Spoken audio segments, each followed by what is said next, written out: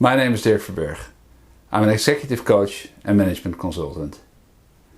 Through my work and academic activities, I'm fascinated by the topic of leadership.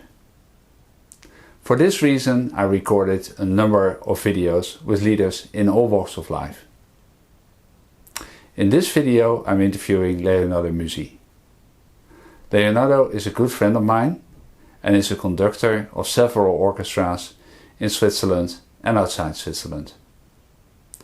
In this interview, I'll be discussing with him how he became a conductor, how he sees the role of a conductor, how he deals with criticism, and what his recommendation and advice would be for young people who consider to opt for a career as a professional musician. As a special bonus, I included an integral recording of a concert he gave together with his son Nicolò and the Orchester Wallisellen of the Piano Concerto of Grieg. I hope you enjoy this video, and if you do, please like and subscribe below. Leonardo, thank you very much for allowing me to have this interview with you. Thank you, Nick.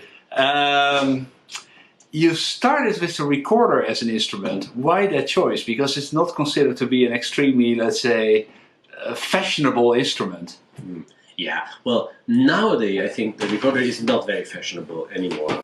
But that might have not been true for the 70s or the beginning of the 80s when I was a young boy in Naples, Italy. And at that time a recorder was pretty common to be used, for instance, in the schools, and also especially in German-speaking areas of Europe, also I think in the UK, pretty spread as an instrument for amateurs. So many people actually at that time played the recorder, and that's actually somehow the way I get in touch with it. I had a Swiss au pair in Italy, and she gave me as a present a recorder from Switzerland, and this little child instrument stayed between my toys for a few years, completely forgotten, until once I was a bit older. I could read music because I had piano lessons in between, in the meanwhile, and some days I had the flu. I caught the flu. It was totally boring, and I had time to spend at home alone, and so I rediscovered this instrument. I took it out and I started to teach myself recorder, and that's exactly the way I get in touch with the instrument. And I played also cello, I played piano, I played several instruments as a child, but somehow the recorder was the instrument I was doing myself without any teacher. I felt free to do what I want, to play with whom I wanted, and somehow this must have been the reason why I kept playing it. When did you decide to become a professional musician?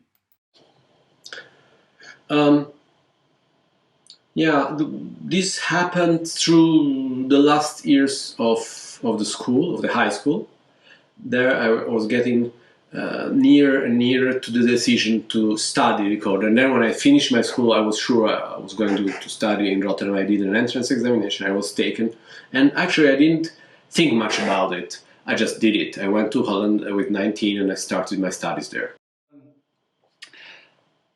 The reason that I asked the question of when you decided to become a professional musician is that as a career, being a musician seems to be extremely difficult. You have to study long and hard. There's fierce competition, limited number of positions available. Salary and income is unsure. Were these factors that played a role when you took the decision to become a musician? Well, probably they didn't. Otherwise, I probably would have not done it. I don't think when you want to be a musician, you think too much about these things. You worry a little bit, of course. I had a father which told me, don't worry, just do what you like. I am thinking all the life about this. In the meanwhile, he passed off, but I'm thinking, what a stupid answer. Or stupid encouragement was this? Would have been better to tell it's very hard. You have to fight very, very hardly to get it. This would have been probably for me better. So that's not what I'm going to tell my son. Yeah, but anyway, it's very hard. I mean, it's difficult. I think the reason you make music is not to make money. That's obvious. You do make music because music is feeling your soul, is feeling your needs. It's a therapy for your balance, for your personality.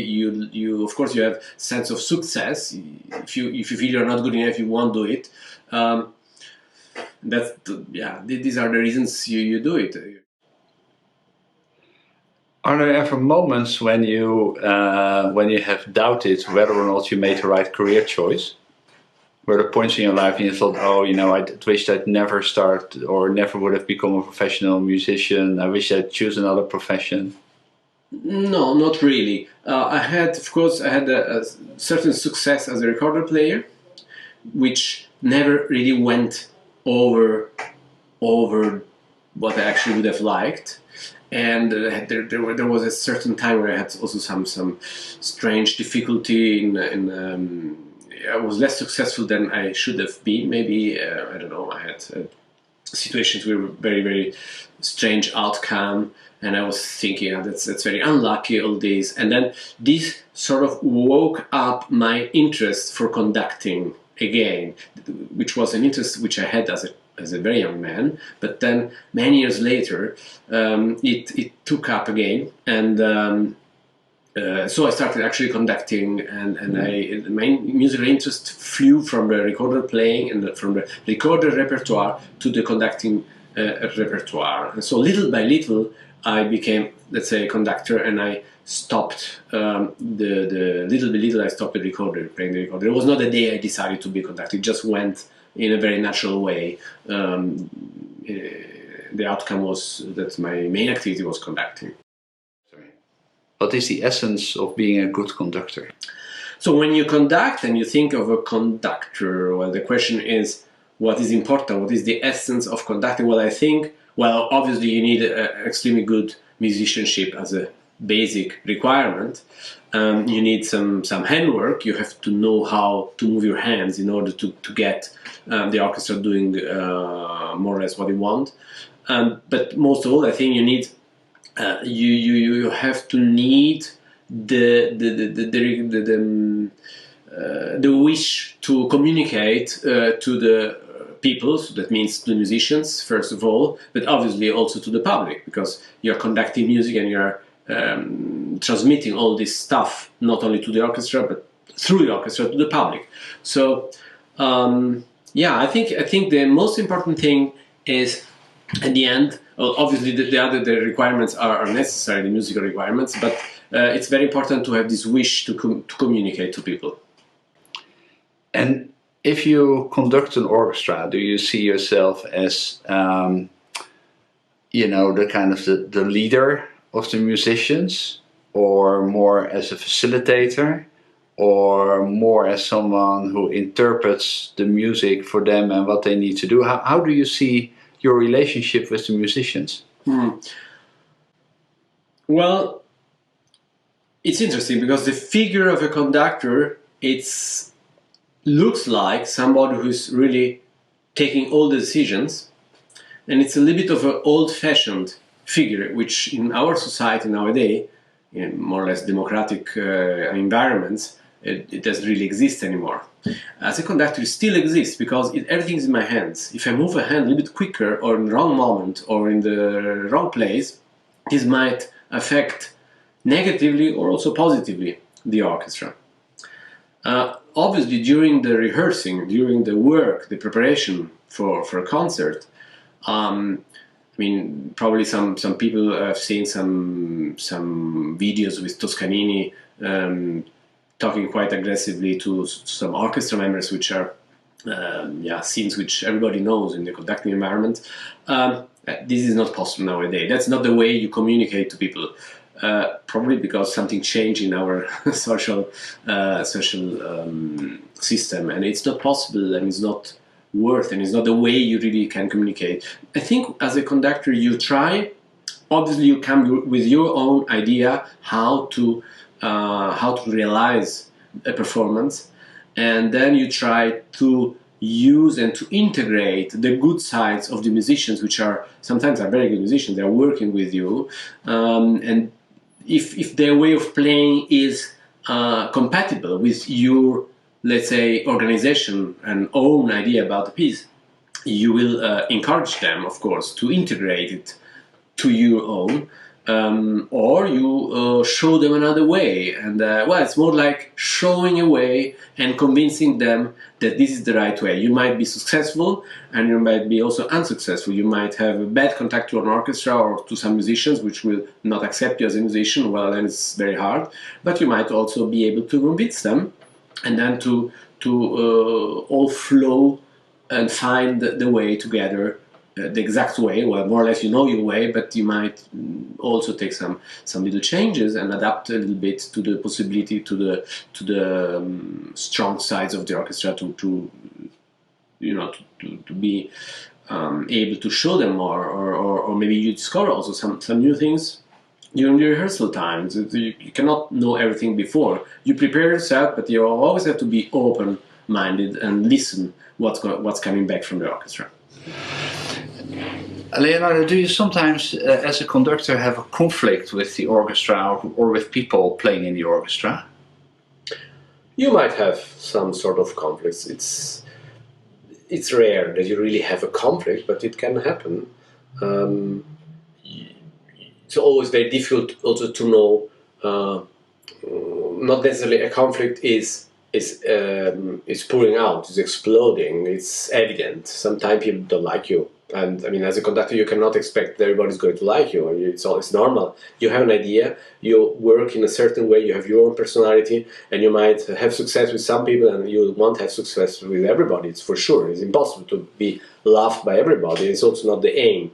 The aim is to bring your idea into music, to bring the music out according to a certain idea, which should be coherent, should be understandable for the orchestra. And if they are good musicians and if you understand your idea, you have good chances that they will be on your side. Obviously, if they don't understand, they think everything is strange or they have no idea why you do it, well, it might be that some people will just they won't say anything, but they will not really be with you and they will not give their 100% in their performance.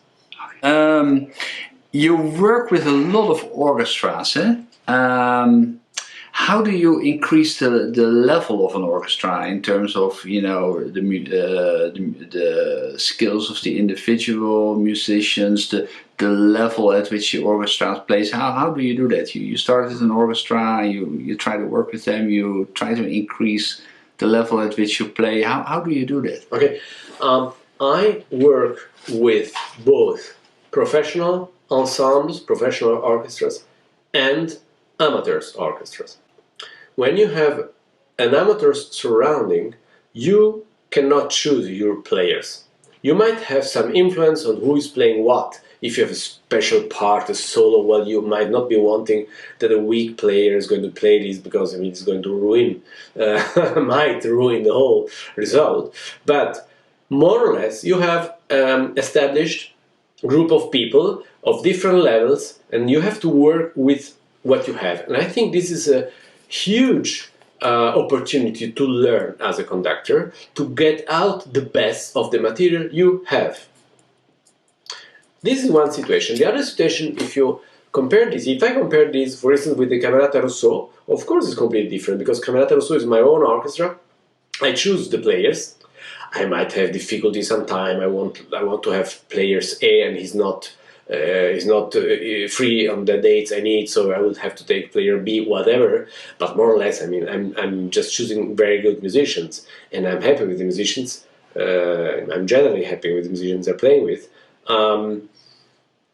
So of course, there it's more like you have let's say, an absolute scale. You have a high standard of musicians, and then it's in your hands what you do with that. If you really bring them to do something exceptionally good.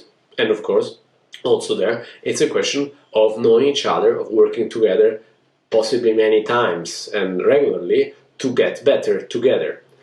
With amateurs, it's different. You have to work with what you have. You don't have much influence, but it's a very, very good opportunity to learn how to bring people from level A to level B. And you have a very good you have to develop a pedagogical system, a technique to lead a rehearsal, which allows you to do that, to bring them from one point to the next, and actually helps, I find, also with professionals, because when you have difficulties, and very often you have difficulties in the same spots, in the same piece, in the same spots, because there are spots of a work which are objectively demanding. So if you work on these spots, the technique you learn in an amateur environment, you can very often use also, or part of them, you can use also in a professional environment, and it will help you very, very much. Do you sometimes get, let's say, bad reviews, for instance, in the press? And if so, how do you deal with criticism? If people don't like a particular piece that you played or don't like a concert that you've given, how do you deal with criticism? Well, I mean, criticism is normal. You don't have always. It's like I told you before about musicians in an orchestra. You cannot have everybody on your side. So it's the same with your musical repertoire and propositions and things you do. You cannot always have only people that think that it's great what you're doing. You will always have people that think that what you're doing is not so interesting, or it's not interesting for them. It's fine. There is place for everybody on the world, and you can I can survive with criticism.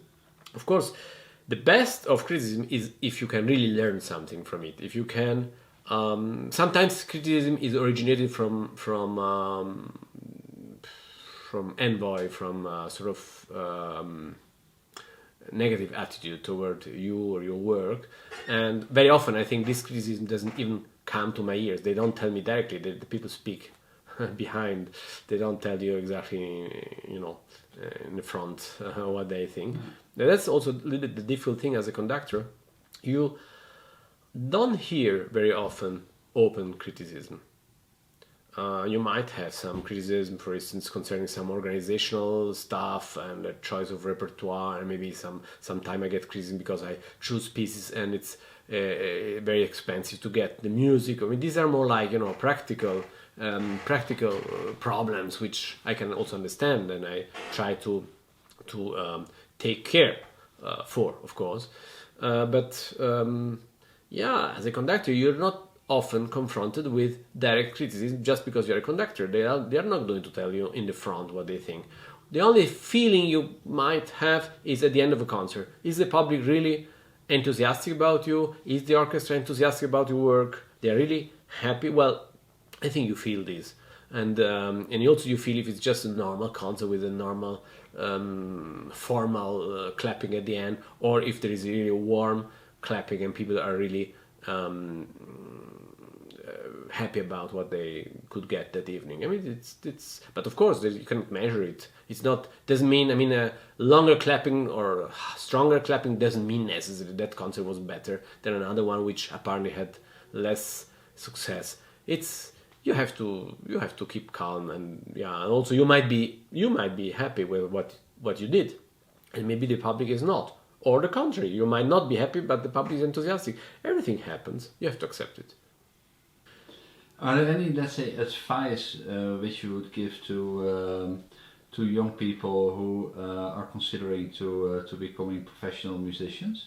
Or would it be the same as what your father told you, the same as you probably tell your son, if this is where your heart goes, follow your heart?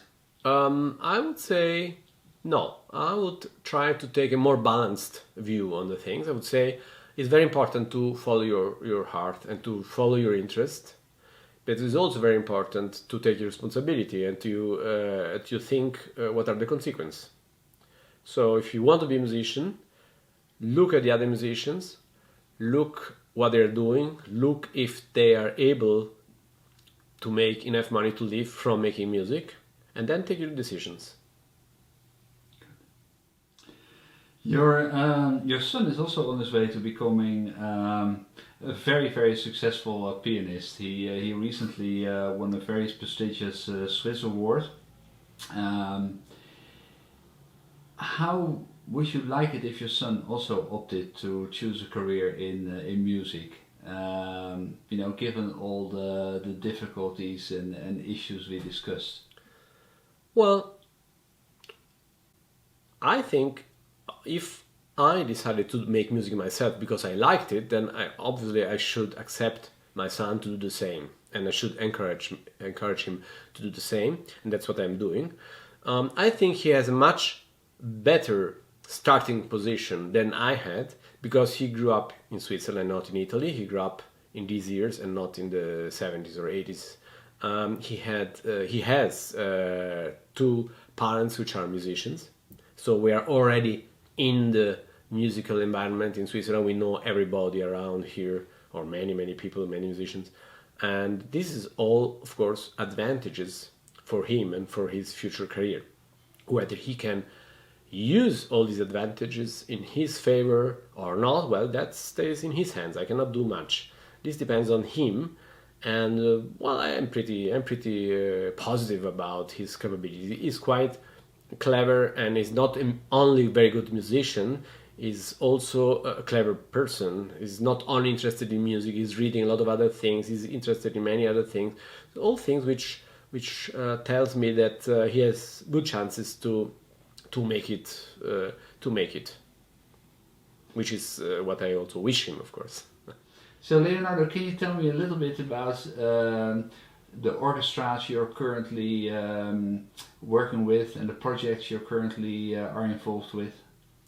Well, I try to do both with my amateurs orchestras and with my professional, with Camerata Rousseau, and also with other ensembles I make projects with. I try always to bring some new stuff, to discover new things. So what, for instance, I did lately was to discover and to perform a newly discovered concerto for bassoon and orchestra by an Italian composer of the beginning of the 20th century.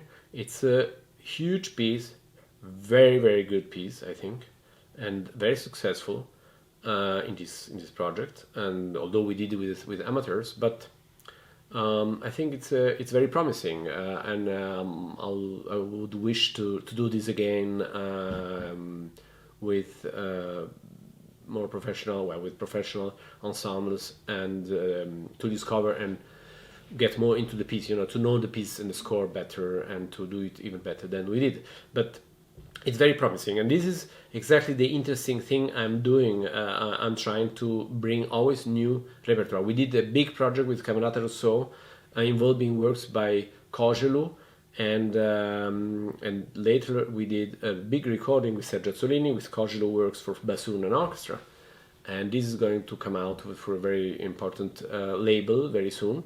So this is really characterizing my way of work, to do new things and to try to do things which people don't know and put them on the table for them.